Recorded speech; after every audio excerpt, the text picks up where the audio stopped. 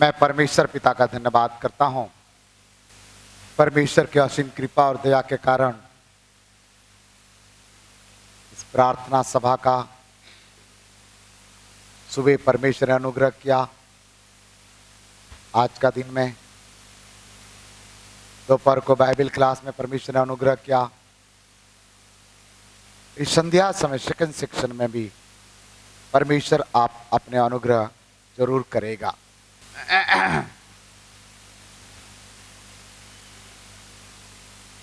Online offline में आज आराधना में शामिल हुए हर एक लोगों को प्रभु यीशु मसीह के मधुर नाम से जय मसीह की। Praise the Lord. पिछले समय मैंने एक संदेश बताया था, उस संदेश का आधा बताया था। आज उस संदेश को हम पूरा करेंगे। जैसे कि कोई पढ़े मरकुस 3 अध्याय 1 से 6 तक। जब आप पढ़ेंगे तो आपको याद आ जाएगा कि कौन सा संदेश के बारे में पापा बता रहे हैं। वह फिर आराधनालय में गया। वहाँ एक मनुष्य था जिसका हाथ सूख गया था और वे उस पर दोष लगाने के लिए उसकी घात में लगे हुए थे कि देखे वह शब्द के दिन उसे चंगा करता है कि नहीं। उसने सूखे हाथ वाले मनुष्य से कहा, बीच में खड़ा हो, और उनसे कहा, क्या शब्द के दिन भला करना उचित है या बुरा करना, प्राण को बचाना या मारना? पर वे चुप रहे। एक मनुष्य था। कैसा वाला मनुष्य था? बोलो ना, कैसा वाला मनुष्य था? हाथ सूख गए। पिछले समय इसके बारे में हमने आपको बताया था, सूखा हाथ के बारे में, सूखा के बारे में बताया था पिछले समय। आज हम उसका बी भाग को बताएंगे, हाथ के बारे में। मानव शरीर में हाथ एक मुख्य अंग है। जिसके हाथ नहीं है वो व्यक्ति जानता है हाथ का कीमत क्या है। प्रभु का धन्यवाद हो, आप लोगों का हाथ है। जिसका हाथ है दिखाई थोड़ा सा हाथ। प्रभु को बोले, मेरे हाथ है प्रभु, ये हाथ आपके लिए है। ताली भी बजाने के लिए है प्रभु। यदि आपका हाथ सूख गया होगा तो ताली बजा पाएंगे? अपने पड़ोसी को बोलो, धन्यवाद प्रभु को मेरा हाथ नहीं सूखा है। कई लोग कहते हैं एक सफल के पीछे, एक सफलता के पीछे, एक सक्सेस का पीछे किसी का हाथ है। कई लोग बोलते हैं एक दूसरे के पीछे उनके हाथ है तब चल रहा है। आपके पीछे किसका हाथ है हमें नहीं मालूम है। हालेलुया। ट्रैफिक पुलिस को समझते हो, देखते हो, जो पूरे काला कोट पहनते। सही बोल रहा हूं? कैसा वाला पहनते? अरे घूंगा जैसे मत बनो, प्रभु कहीं घूंगा ना बना दे। बोलो, बातें करो। ट्रैफिक पुलिस कैसे वाला कपड़ा पहनता है? हाँ, बोला क्या करो इससे, जिंदा लोग जैसे, मरा हुआ लोग थोड़ी बोलेगा।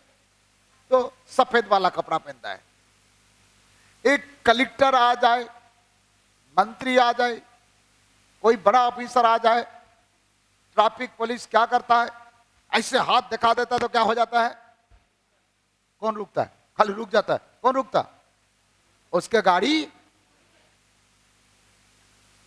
ये ट्रैफिक पुलिस हाथ ऐसे दिखाता तो गाड़ी रुक जाता है। आप जाके हाथ दिखा के रखो तो, दोनों हाथ दिखा के रखो, रुकेगा क्यों? उसका भी तो हाथ है और आपका भी हाथ है, क्यों नहीं रुकता? भाई उनके हाथ के पीछे सरकार दिया हुआ अधिकार का हाथ है, इसलिए रुक जाता है। और आपका हाथ के पीछे तो किसी का भी हाथ नहीं है, तो रुकेगा कहां? हालेलुया।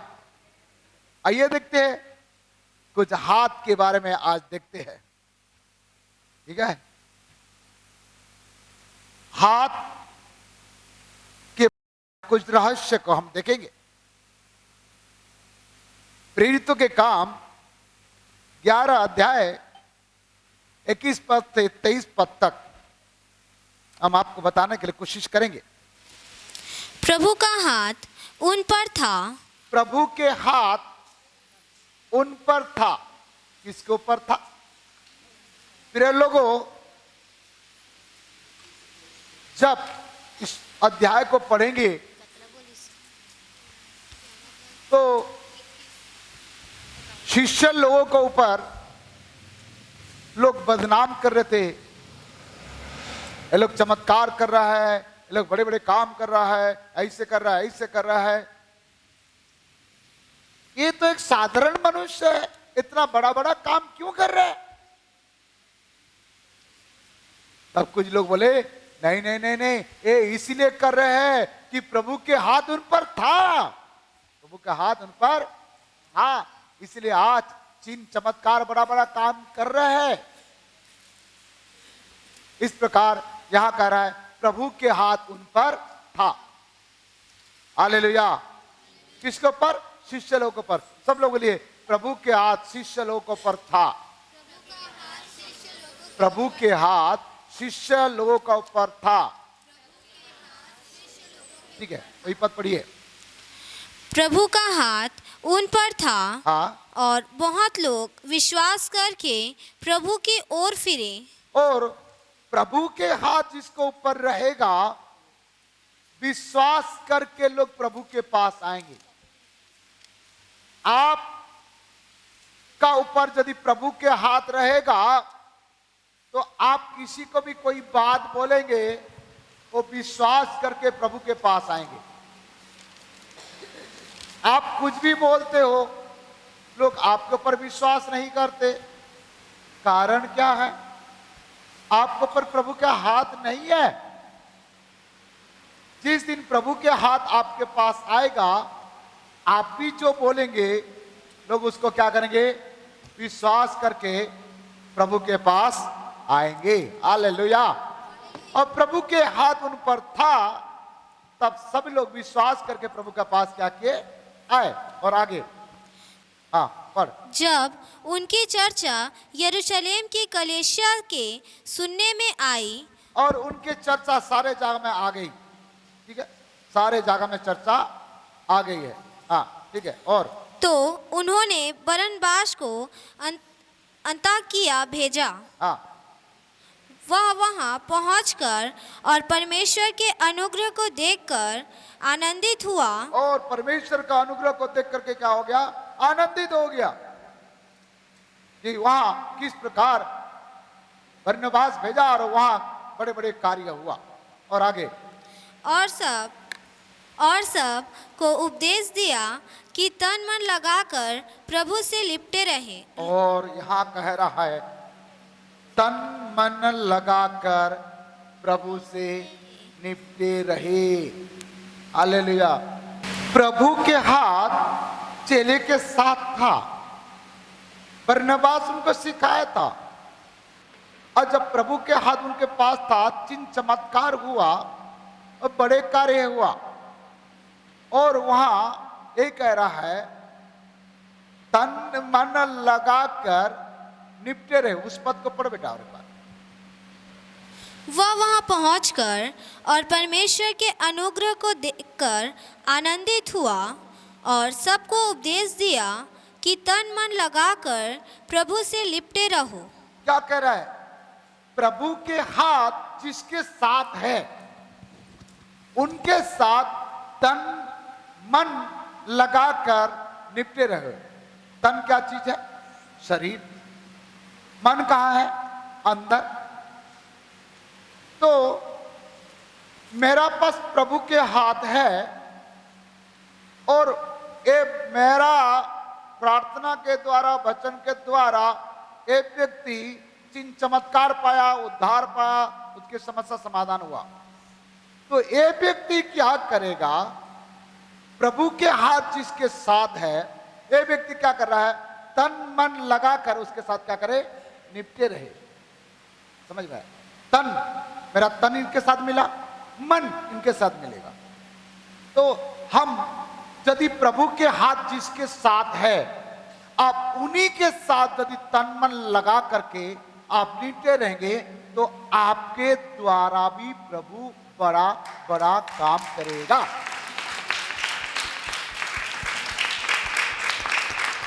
अब किसके साथ अपने शरीर मिला रहे हो? आपके तन किसके साथ रिश्ता रखा है, आपके मन किसके साथ रिश्ता रखा है। ऐसे लोगों के साथ आप गले लगा रहे हो, ऐसे लोगों के साथ आप तन मन लगा रहे हो जिसके पीछे प्रभु का हाथ नहीं है, तो आपका लाइफ क्या होगा, बर्बाद हो जाएगा।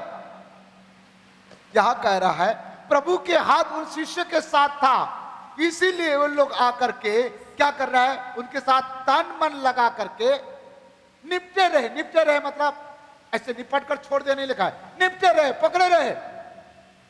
यदि प्रभु के हाथ मेरे साथ है और ये बच्चे को मैंने ऐसे गले लगाया, तो मेरा अभिषेक, मेरा सामर्थ जो प्रभु के हाथ था, इस बच्चे के पास भी क्या हो जाएगा, इस बेटा के पास भी क्या हो जाएगा, आ जाएगा। इसको कहता है अभिषेक पाया हुआ लोगों के साथ गले लगाने से, हाथ मिलाने से अपने अभिषेक एक दूसरे के पास जाता है। यदि मैं दुष्ट आत्मा से पीड़ित रहने वाला हूं, दुष्ट आत्मा का हाथ मेरे पास रहेगा और इससे गले लगाऊंगा तो क्या होगा, मेरा दुष्ट आत्मा इसके साथ आएगा। इसीलिए आप किससे हाथ मिलाते हो, किससे गले लगाते हो, किससे बात करते हो, ये हमें सोच समझ कर लगाना। ये बात देखें, पहला हाथ क्या है, हम प्रभु के साथ तन मन लगाकर गले लगाना, निपटे रहना। सब लोग बोलिए, प्रभु के साथ तन मन लगाकर निपटे रहो। इस स्थान में मैं हूं, लेकिन उस स्थान में कौन था, प्रभु। तो हम अपने जीवन में दुख हो, मुसीबत हो, परेशानी हो, कष्ट हो, समस्या हो, हमारा क्या काम करना चाहिए, तन मन लगाकर हम प्रभु के साथ क्या करना चाहिए, निपटे रहना चाहिए। जब ये प्रभु के साथ निपटा रहा है, लिपट के है, तो क्या शैतान इनको प्रभु से छुड़ा सकता है? कोई बीमारी इनके पास आएगा, कोई दुख इनके पास आएगा? ये प्राणी कोई मनुष्य के साथ गले नहीं लगा रहा है, ये प्राणी कोई आलतू फालतू लोगों के साथ दिल नहीं लगा रहा है, ये प्राणी प्रभु के साथ तन और मन लगाकर निपट लिया है। वो हमारा अब्बा है, वो हमारा पिता है। प्यारे भाई और बहनों, आप इधर इधर मन मत लगाइए, उस प्रभु के साथ जाओ, वो प्रभु के पास कमरे में जाओ, रूम में जाओ और प्रभु को कहो, अब्बा, पिता, मैं आपसे तन मन लगा करके लिपटना चाहता हूं। ओ घुटने में आ जाओ, आंसू बहा कर बोलो, पापा मुझे अपने भाव में ले ले, मुझे अपने आलिंगन कर, मुझे आपका स्नेह चाहिए, मुझे आपका प्रीति चाहिए, मुझे आपका प्रेम चाहिए। बेटा, जब आपका जीवन में संकट आएगा, आपका परिवार में परेशानी आएगी, पति के द्वारा ताड़ना, समाज के द्वारा, रिश्तेदार के द्वारा तना में रहेंगे, बदनाम करेंगे, समस्या आएंगे, आप किसी के पास नहीं जाना, मेरे को सहायता कर, मुझे मदद कर, मुझे सहायता कर। एक काम करना, अपने कमरे में चले जाना, प्रभु को कहना, पापा तुम मेरे साथ गले लगा ले, पापा मैं तुमसे गले लगाना चाहता हूं। अपने तन अपने मन पापा से गले लगा लो। जब पापा से आप अपने तन और मन गले लगाओगे, निश्चय ओ पापा, ओ प्रभु हमारा आंसू को पोंछ डालेगा। इसलिए कभी आपका जीवन में कोई निराश हो जाता है, आपका अपनों ने आपका हाथ छोड़ देता है, आपका परिवार के लोग आपका साथ छोड़ देता है, जिसको अपना पति माने वो आपका साथ छोड़ देता है, जिसको अपने भाई माने वो आपका साथ छोड़ देता है, जिसको अपना समझा वो आपका हाथ छोड़ देता है। लेकिन मेरा परमेश्वर आपका हाथ कभी नहीं छोड़ेगा। अपने कमरा में जाके कहना, गले लगा ले पप्पा, गले लगा ले, गले लगा ले प्रभु, गले लगा ले। कोई नहीं आगे मेरा, कोई नहीं पीछे मेरा, कोई नहीं आगे मेरा, कोई नहीं पीछे मेरा। गले लगा ले प्रभु, गले लगा ले। हालेलुया। पहला हाथ क्या नाम है? पहला हाथ का नाम क्या है? प्रभु के हाथ।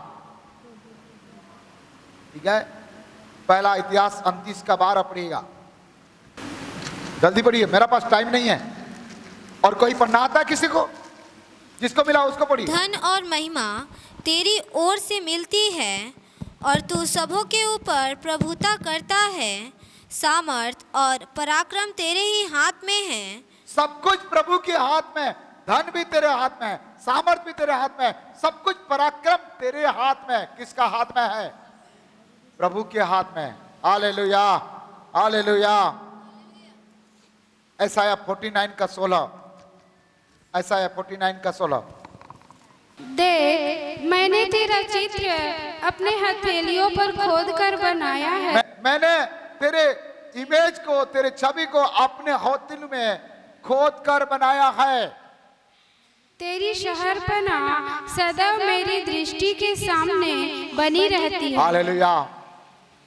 प्रिय लोगों, आपको प्रभु कितना प्रेम करता है। प्रभु आपको अपने हथेली पर खोद करके रखा है और जब भी चाहता है आपको अपने हाथों से देखता है। क्या कोई प्रभु ऐसे मिलेगा कि आपको हर एक समय देखना चाहेगा? उनके प्रेम अवर्णनीय है, उसके प्रेम अतुलनीय है। प्रिय लोगों, प्रभु अपने हाथ पर अपने बेटा बेटी का छवि को, सूरत को, चेहरा को खोद करके अपने हाथ पर रखा है और वो देखता है। यही है प्रभु का हाथ, यही है प्रभु का हाथ। प्रिय लोगों, दूसरा बात बताना चाहूंगा। लूका 7 अध्याय 11 से हम पढ़ेंगे। थोड़े दिन बाद वह नाइन नाम के एक नगर को गया। उसके चेले और बड़ी भीड़ उसके साथ जा रही थी। तब वह नगर के फाटक के पास पहुंचा तो देखो, लोग एक मुर्दे को बाहर लिए जा रहे थे, जो अपनी माँ का एकलौता पुत्र था और वह विधवा थी। और नगर के बहुत से लोग उसके साथ थे। उसे देखकर प्रभु को तरस आया और उससे कहा, मत रो। तब उसने पास आकर अर्थी को छुआ। हो गया। एक विधवा स्त्री का उनका बेटा मर गया था और सभी लोग उस विधवा स्त्री का बेटा को गाड़ने के लिए गांव से लेके जा रहे थे। उस समय प्रभु यीशु मसीह उस रास्ते पर आ रहे थे और गांव का आखिरी में यीशु मसीह अपने शिष्य लोगों के साथ आ रहे थे। उस समय वो आखिरी मुलाकात हुआ और प्रभु यीशु मसीह उनके पास गए, जो उनके अर्थी को लेके जा रहे थे। यीशु मसीह वो अर्थी को छुए, वो लोग रुक गए। वो लोग सोचे इनका कोई परिवार का, रिश्तेदार का कोई व्यक्ति हो। और यहां 14 पद क्या कह रहा है, पढ़े क्या? तब उसने पास आकर अर्थी को छुआ और उठाने वाले ठहर गए। तब उसने कहा, हे जवान, मैं तुझसे कहता हूं, उठ। तब वह मुड़ और जब प्रभु उस अर्थी को छुए तो रुकिए। और परमेश्वर ने इस वचन के द्वारा क्या सिखाना चाहते हैं सुनिए। तब वो अर्थी को छुए, रुकिए, और यीशु उस मुर्दे के जिंदा किए। आप कैसे भी परिस्थिति में हो, कौन सा समस्या में हो, मरा हुआ लाश की नहीं हो, यीशु का हाथ यदि आपके ऊपर आएगा, आपका मृत्यु कैंसिल हो जाएगा। आपका मृत्यु कैंसिल हो जाएगा। यदि मुर्दे यीशु मसीह का हाथ के द्वारा जिंदा हो सकता है, तो आपका बीमारी कौन पूछता है? आपका समस्या को कौन पूछता है? एक बार यीशु को कहो, यीशु आपके हाथ मेरे ऊपर रख ले। आपका बेटा बिगड़ गया है, यीशु मेरे बेटा के ऊपर आपका हाथ आ जाए। आपका पति बिगड़ गया है, यीशु मेरे पति के ऊपर आपका हाथ आ जाए। आप कर्जा में डूबे हुए हो, यीशु हमारा बिजनेस के ऊपर आपका हाथ हो। विश्वास है तो ताली बजा के प्रभु को महिमा करें।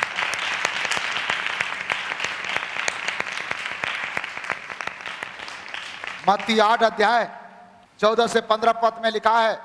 14-15 पद में प्रभु यीशु मसीह पतरस का सास का घर में गए, और पतरस का सास को ज्वर था, और यीशु मसीह कोई प्रार्थना नहीं की, कोई दुआ नहीं की, कोई वचन प्रचार नहीं की। पतरस का सास के ऊपर आपने हाथ रख लिए और उसके बुखार तुरंत उतर गया। यीशु के हाथ में वो सामर्थ है, बुखार तुरंत उतर जाता है। आप यदि जहां भी है, बुखार में है, खांसी में है, सर्दी में है, बीमारी में है, आज विश्वास करो, आज भी यीशु के हाथ आपके साथ है। आप चंगाई पा रहे हो, आप छुटकारा पा रहे हो। लूका 13 अध्याय में 10 से 13 तक लिखा है। एक कुमड़ी स्त्री थी, 18 साल से कुमड़ी हो गई थी। दुर्बल करने वाला दुष्ट आत्मा लगा हुआ था। 18 साल से आराधना में आ रही है, कभी उस पर कोई नहीं देखा, कोई नजर नहीं रखा। मेरे यीशु उस कुमड़ी स्त्री के ऊपर हाथ रख दिए। बाइबल बताती है वो कुमड़ी स्त्री तुरंत ठीक हो गई। प्रिय लोगों, क्या आपको यीशु का हाथ चाहिए? यीशु के हाथ यदि आपके पास आएगा, आपके मरी हुई जिंदगी सही हो जाएगा, आपका मरी हुई गोद बच जाएगा, आपका परिस्थिति बिगड़ा हुआ है सही हो जाएगा। यदि आप कुमड़ी हो चुके ठीक हो जाएगा। आज वो यीशु के हाथ को अपने ऊपर आने दीजिए। वो बीमारी आपको कुछ नहीं कर सकता है, वो गरीबी आपको कुछ नहीं कर सकता है। वो यीशु मसीह के हाथ के सामर्थ आज भी बह रहा है, आज भी बह रहा है। Hallelujah, hallelujah. कितना लोग चाहते हैं कि यीशु के हाथ आपके साथ रहे? जोर से बोले हालेलुया, हालेलुया। तीसरा बताना चाहूंगा, रोमी 8 का 2, 11-26। क्योंकि जीवन की आत्मा की व्यवस्था ने मसीह यीशु में मुझे पाप की और मृत्यु की व्यवस्था से स्वतंत्र कर दिया। 8 का आप पढ़िए, 11 पद पढ़िए अभी। यदि उसी का आत्मा जिसने यीशु को मरे हुए में से जिलाया, उसी के आत्मा जिसको मरे हुए में से यीशु के जिलाया और तुम में बसा हुआ है, तुम में बसा हुआ है, तो जिसने मसीह को मरे हुओं में से जिलाया, हाँ, वह तुम्हारे नश्वर देहों को भी अपने आत्मा के द्वारा जो तुम में बसा हुआ है जिलाएगा। पवित्र आत्मा का हाथ जिसके ऊपर आएगा, मार भी जाओगे वो जिलाएगा आपको। पवित्र आत्मा जिलाता है। पवित्र आत्मा का हाथ आपके पास आए, आप मर भी जाओगे, जी उठोगे। 26 पद पढ़िए। इसी रीति से आत्मा भी हमारी दुर्बलता में सहायता करता है, आत्मा आपका कमजोरी में सहायता करेगा। और क्योंकि हम नहीं जानते कि प्रार्थना किस रीति से करना कितने चाहिए। लोग चाहते हैं पवित्र आत्मा का हाथ आपके ऊपर आ जाए, आपका कमजोरी चले जाएगा। बाजू वाला को बोलो, पवित्र आत्मा आएगा तो कमजोरी चले जाएगा, समस्या चले जाएगा, परिस्थिति ठीक हो जाएगा। प्रेरित काम 2 अध्याय 1 पद पढ़िएगा। जब पिन्तेकुस्त का दिन आया तो वे सब एक जगह इकट्ठे थे। एकाएक आकाश से बड़ी आंधी की सी सनसनाहट का शब्द हुआ और उससे सारा घर जहां वे बैठे थे गूंज गया। पवित्र आत्मा जब आएगा सनसनाहट होगा, हिल जाएगा, लोग अभिषेक से भर जाएंगे। 17 और 18 पद। परमेश्वर कहता है कि अंत के दिनों में ऐसा होगा, अंत के दिनों में ऐसे कि मैं अपना आत्मा सब मनुष्यों पर उंडेलूंगा अंत के दिनों में अपने आत्मा सब मनुष्य के ऊपर उंडेलूंगा। और तुम्हारे बेटे और तुम्हारी बेटियां भविष्यवाणी करेंगी, और तुम्हारा लोग भविष्यवाणी करेंगे, दास दासी भविष्यवाणी करेंगे, बच्चे भविष्यवाणी करेंगे। हाँ, और तुम्हारे जवान दर्शन देखेंगे, जवान दर्शन देखेंगे, और तुम्हारे पुरनिये स्वप्न देखेंगे। सपना देखेंगे। पवित्र आत्मा आएगा, आपके पास पवित्र आत्मा का हाथ आ जाएगा, तब आप भविष्यवाणी करेंगे, सपना देखेंगे, दर्शन देखेंगे, आपके द्वारा बड़ा बड़ा कार्य होगा। सबको पवित्र आत्मा मिलता है, मेरे को क्यों नहीं मिलता? कैसे मिलेगा? दारू तो छोड़, व्यभिचार छोड़, सारे बुराई कर्म छोड़, पवित्र आत्मा आएगा, सारे दुनिया का कर्म करेगा और बोलेगा मेरे को पवित्र आत्मा क्यों नहीं मिलता? पवित्र आत्मा का खेल खेलना है। आयुब 1 अध्याय 11 पद। परंतु अब अपना हाथ बढ़ाकर जो कुछ उसका है उसे छू, तब वह तेरे मुंह पर तेरी निंदा करेगा। यहोवा ने शैतान से कहा, सुन, जो कुछ उसका है वह सब तेरे हाथ में है, केवल उसके शरीर पर हाथ न लगाना। तब शैतान यहोवा के सामने से चला गया। शैतान ने घूमते घामते परमेश्वर के पास गया। परमेश्वर पूछा, ए क्या मेरा दास आयुब को तूने देखा? मैं क्या करूंगा, कैसे देखूंगा? तू तो उसके ऊपर हाथ रखा है। प्रभु ने अपने हाथ थोड़ा सा अलग कर दिया, उसको शैतान का हाथ में दे दिया। जब शैतान उनके जीवन में आया, बेटा बेटी, जमीन जायदाद, घर द्वार, उसके सब कुछ बर्बाद हो गया, उसके गाय बैल सब। शैतान किसी के जीवन में आता है, वो बर्बाद करता है, नाश कर देता है, जिंदगी बर्बाद कर देता है। आप यदि बर्बाद हो रहे हो, इसके मतलब यही है आपके ऊपर से प्रभु के हाथ खस गया है, खसक गया है, शैतान का हाथ आ रहा है, जिसके कारण से आपका कर्जा से छुटकारा नहीं मिल रहा है, जिसके कारण से आप अपने बेविचार से छुटकारा नहीं पा रहे हैं, जिसके कारण से आप अपने दारू से छुटकारा नहीं पा रहे हैं, जिसके कारण से अशांति से छुटकारा नहीं पा रहा है, क्योंकि शैतान का हाथ आपके पास आया है। प्रभु को कहना, प्रभु शैतान का हाथ मेरे जीवन में, मेरे परिवार में, मेरे बच्चों के ऊपर नहीं आना चाहिए। 4 हाथ बताया, 5वां हाथ बताता हूं। विरुद्ध काम 3 अध्याय आप पढ़ेंगे 1 पद से 11 पद तक। परमेश्वर के दास के हाथ के पीछे क्या है? अधिकार है।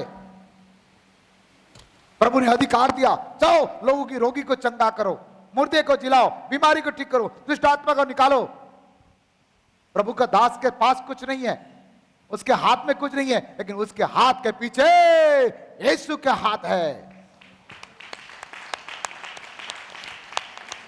बहुत सारे प्रभु के दास लोग छूने से गिर जाते हैं, मैं छूने से गिर जाते हैं, मैं छूने से अभिषेक पाते हैं। मेरे हाथ में सामर्थ नहीं है प्यारो, लेकिन मेरे हाथ के पीछे यीशु के हाथ है, मेरे हाथ के पीछे पवित्र आत्मा का हाथ है, जिसके कारण से आप चंगाई पाते हो, जिसके कारण से आप छुटकारा पाते हो। और आज ये पतरस का हाथ के पीछे यीशु का हाथ है।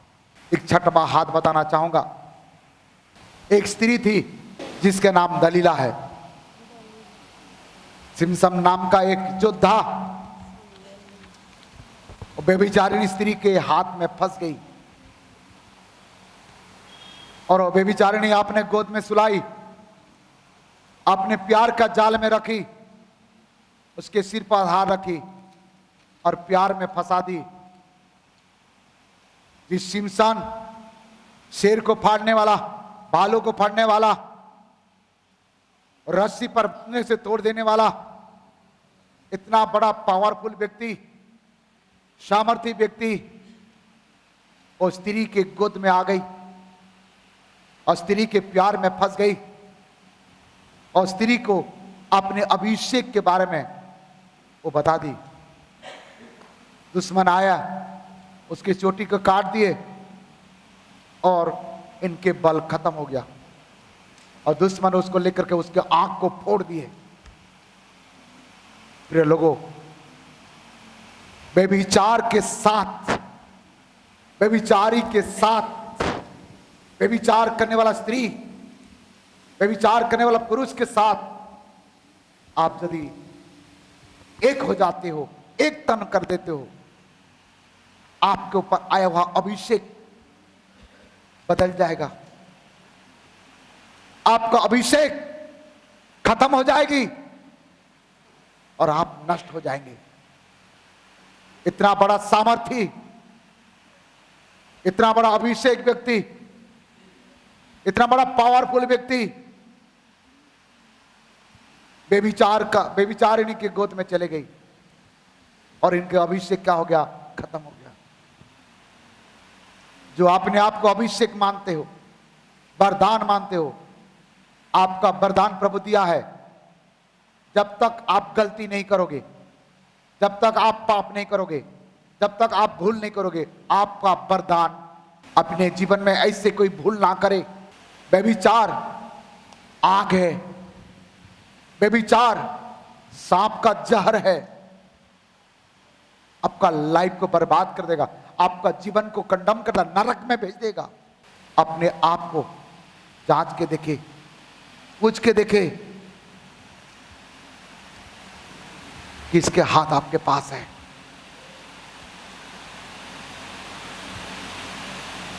मैं 6 प्रकार के हाथ के बारे में बोला। पहला हाथ का नाम क्या है? प्रभु के। दूसरा हाथ यीशु के हाथ। तीसरा हाथ पवित्र आत्मा का हाथ। चौथा हाथ शैतान का हाथ। पांचवा हाथ प्रभु के दास के हाथ। छठवां हाथ एक बेबिचारिणी स्त्री के हाथ। Hallelujah, hallelujah. एक विधवा स्त्री थी। कौन सा स्त्री? विधवा स्त्री। उनके पति नहीं था। 5 साल का एक लड़का था और वो लड़का 3-4 दिन बारिश होने के कारण घर में कोई खाना नहीं खाया। लड़का को बहुत भूख लग रहा था। 4 दिन के बाद अपने मां के साथ भीख मांगने के लिए बेटा गया साथ में। तो मां ने कही, एक फल दुकान में लेके गए। फल दुकान वाला को बोला, फल दुकान वाला भैया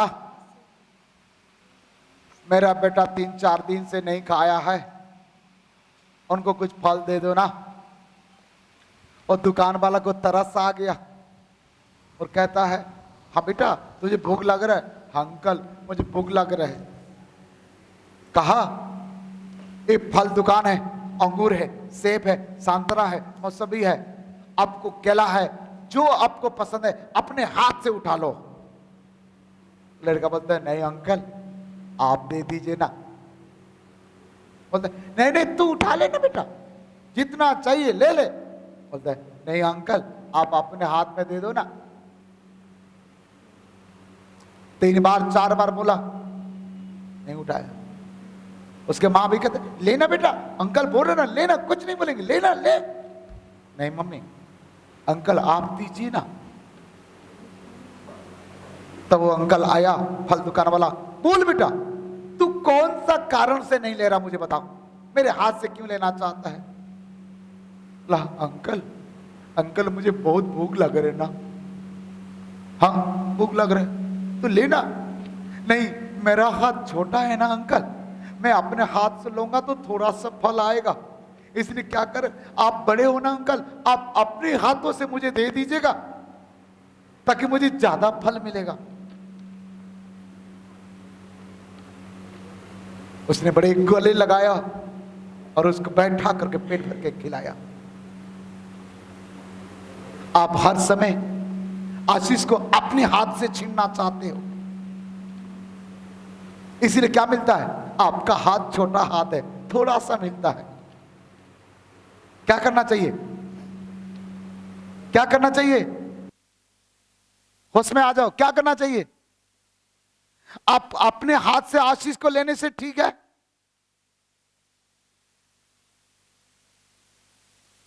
कि प्रभु को कहना प्रभु तू दे दे? कौन सा अच्छा है? प्रभु के हाथ बड़ा हाथ है, यदि आप अपने हाथ से छीनते थोड़ा से मिलेगा, और प्रभु दे दिया तो उसके हाथ बड़ा है। इसलिए उनको कहो प्रभु अपने हाथ में मुझे दे दे। आप जब हाथ को पकड़ते हो बार बार फिसल जाता है। प्रभु यदि आपका हाथ को पकड़ लेगा तो आप कभी फिसलोगे नहीं, आप कभी गिरोगे नहीं। प्रभु को बोलो प्रभु आज से मैं तुझे नहीं पकड़ेगा, मैं पकड़ता हूं फिसल जाता हूं, दोबारा बेविचार में, दोबारा चोरी में, दोबारा गंदी आदतों में फंस जाता हूं। प्रभु एक काम कर, मेरे दोनों हाथ को तू पकड़ ले ताकि मैं कभी फिसल ना जाऊं, कभी भाग ना जाऊं। हालेलुया। कितना लोग चाहते हैं कि आपका हाथ को प्रभु पकड़ ले? हालेलुया। एक बार यदि आपका हाथ को प्रभु पकड़ लिया है, प्रभु के हाथ से आपको कोई छीन नहीं सकता, कोई शैतान नहीं छीन सकता है, कोई बीमारी नहीं छीन सकता है, कोई गरीबी छीन नहीं सकता। आपका लाइफ सबसे उत्तम और अच्छा हो जाएगा। हालेलुया। प्रिय लोगों, शादी के 10 साल के बाद एक परिवार में, गरीब परिवार में एक संतान मिला। उसके बड़े लाल प्यार में पढ़ाया लिखाए, बचपन से नर्सरी में पढ़ाते थे। जब वो लड़का PP2 में हो गया, 5-6 साल का हो गया, माता पिता दोनों कुली मजदूरी काम जाते थे और वो बेटा स्कूल में जाता था और आ करके दोपहर को खेलता था। इनके घर रेलवे लाइन के पास में है। रेलवे लाइन नहीं रहता, लाइन के पास में घर रहता, रेलवे लाइन के पास में है। माता पिता काम में गया, लड़का दोपहर 2 बजे स्कूल से आ गया, नीला पैंट सफेद शर्ट पहना है। कभी कभी बच्चे लोग क्या करते हैं, जो कपड़ा स्कूल से पहन के आते हैं उसी कपड़ा को पहन के घूमते। खास करके हमारा छत्तीसगढ़ में ऐसे करते हैं, एक बार जो कपड़ा मिल गया वही कपड़ा पहन करके घूमेंगे, रात भर सोएंगे उसी में। वो लड़का भी घूम रहा है, रेलवे लाइन में घूम रहा था। घूमते घूमते आगे गया, देखा तो रेलवे लाइन का एक बड़ा सा लोहा वो हट गया और दूर से उस लाइन में ट्रेन आ रहा है। ट्रेन यदि आएगा और लोहा निकल गया तो क्या होगा? ट्रेन क्या होगा? नहीं मालूम आप लोग को? क्या होगा? कोई नहीं बोल रहा है। क्या होगा? ऑनलाइन वाले को मालूम है? यहां सब लोग कुछ भी नहीं बोल पा रहे हैं, इन लोग को समझ नहीं आ रहा है, शायद सो रहे होंगे, मुझे समझ में नहीं आया। क्या हो गया? क्या होगा? एक्सीडेंट होगा कि नहीं? लड़का सोचा कई हजार लोग इस ट्रेन में आ रहे होंगे और लोगों को देखा, कोई है क्या? कोई है क्या? आगे पीछे देखा, कोई नहीं है। ट्रेन की आवाज आ रही है, दूर से ट्रेन की आवाज आ रहा है। लड़का सोचा कैसे करके मैं लोगों को बचाऊं, कैसे करके लोगों को बचाऊं। वो ट्रेन जहां से आ रहा था वो आगे की ओर लड़का चले गया। देखा, उसको एक बात याद आया, हरा कपड़ा दिखाने से, ऐसे हरा कपड़ा दिखाने से ट्रेन क्या होता है? ट्रेन क्या होता है? हरा कपड़ा दिखाने से चलता है। और लाल वाला कपड़ा दिखाने से क्या होता है? और ए बेचारा नीला पैंट सफेद शर्ट पहना है। देखा, इसके कपड़ा के द्वारा रुक नहीं सकता।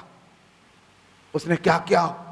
अपने शर्ट को खोल दिया और वो ट्रेन लाइन के पास गया, एक पत्थर ले गया और पत्थर को पकड़ा और ऐसे रख करके, नीचे रख करके अपने हाथ को ऐसे कूटने लगा और वो शर्ट को पूरे लाल कर दिया अपने लहू के द्वारा।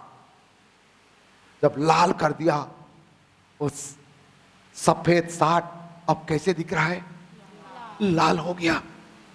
वो बच्चा का आंसू बह रहा है और हाथ ऐसे करके वो ट्रेन को दिखा रहा है। ट्रेन दूर से उसी लाइन में आकर देखा कि एक बच्चा आत्महत्या कर रहा है। सोचा, पास में आके देखा तो लाल वाला कपड़ा दिख रहा है, कुछ घटना घटेगा सोच के ट्रेन ब्रेक मारा और पहुंचते उस पास में आया और रुक गया। उतर के आए सब लोग, क्या हो गया बोल करके उस बेटा को पकड़े। बेटा गिर गया तुरंत। उस समय देखिए आगे की रेलवे लाइन कट गया है और ये लड़का के कारण से हजार लोग ट्रेन में यात्रा करने वाले बच गए। उस समय उसके माता पिता आए और रोए और लड़का को छू के देखे तो लड़का उसकी सारे लहू जाने के कारण मर गया। उसके माता, उसके पिता रोए। शादी के 10 साल के बाद एक बेटा मिला था हमारे और मर गया। प्रिय लोगों, सब लोग बोले, दीदी भैया आपके बेटा ये हजारों लोगों का जीवन को बचाया, आपका बेटा प्रभु है, आपका बेटा प्रभु है, आपके बेटा के कारण से हमारा जीवन बचा। आप मत रो, इसके प्रतिफल आपको प्रभु देगा। उस स्त्री कही, मैं इसलिए नहीं रो रहा हूं मेरे बेटा मर गया, मैं इसलिए रो रहा हूं, मैं बुजुर्ग हो चुकी हूं, इतना उम्र में एक बेटा मिला था, कभी दोबारा ऐसे घटना घटेगा तो मेरा बेटा नहीं है, कौन बचाएगा? आज उनके हाथ को कुचल करके हजारों लोगों को बचाया। आज से 2024 साल का पहले मेरा प्रभु यीशु मसीह एक हाथों पर खिला लगाया, कांटा मुकुट पहना, शरीर का सारे लहू बहा दिया इस संसार के लोगों को बचाने के लिए। जैसे वो बच्चे ट्रेन में आने वाले लोगों को बचाने के लिए अपने आप को बलिदान कर दिया, सारे संसार के लोगों को बचाने के लिए मेरे यीशु कालवरी क्रूस पर अपने आप को बलिदान कर दिया। वो यीशु का लहू आज भी सामर्थ है, वो यीशु का लहू आपको प्यार करता है, वो यीशु का लहू आज भी बचाना चाहता है। प्रिय बेटी वापस आ जा यीशु के पास, प्रिय बेटा यीशु के पास वापस आ जा। यीशु के हाथ ही बचा सकता है, यीशु के हाथ ही छुड़ा सकता है। यीशु एक ऐसे परमेश्वर है, आपको और मुझे बचाने के लिए अपने आप को बलिदान कर दिया। जिसको अपना सोचा वो हाथ बाय बाय करके चले गया, जिसको जीवन का साथी समझा रात भर पकड़ के मारा पीटा बदनाम किया, जिसको औलाद समझा बीबी आया लात मार के भाग गया माता पिता को। लेकिन मेरा यीशु कल भी आपके साथ था, आज भी आपके साथ है, आगे भी आपके साथ रहेगा। कितना लोग चाहते हैं कि वो यीशु के हाथ आपके पास आ जाए, वो बचाने वाला हाथ, वो छुड़ाने वाला हाथ, वो संभालने वाला हाथ। आइए अपने आप को प्रभु के चरण में समर्पण करेंगे।